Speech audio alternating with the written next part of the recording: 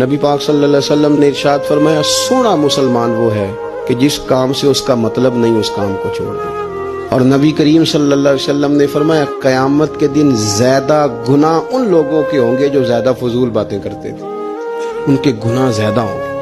فضولیات سے بچیں، اپنے اوقات کار زندگی میں مرتب کریں۔ ہم پتہ کیا کہتے ہیں، ایک منٹ میں آیا، تو ایک منٹ ٹھہر، میں یہ محاورہ ہے ہمارا، ایک منٹ دے ذرا مجھے۔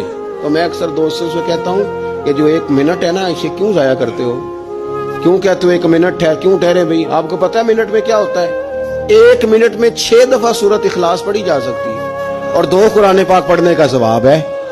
ایک منٹ کے اندر 26 مرتبہ کہا جا سکتا ہے سبحان اللہ و بحمدہ سبحان اللہ العظیم۔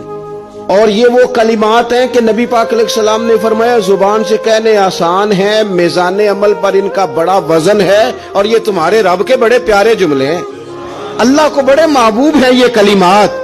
آپ دیکھیں سبحان اللہ، الحمدللہ، اللہ اکبر، یہ کتنی دفعہ پڑھا جا سکتا ہے؟ ایک منٹ کے اندر کئی دفعہ پیار سے ماں باپ کی زیارت کی جا سکتی ہے، اور جتنی بار زیارت کرو پورے حج کا ثواب ملتا ہے۔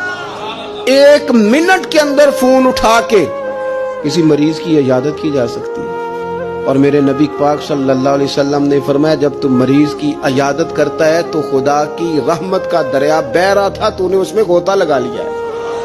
ایک منٹ کے اندر تو کمال ہو جاتا ہے، لیکن شرط یہ ہے کہ اس منٹ کو ضائع نہیں کرنا، اس منٹ میں کچھ کر جائیں۔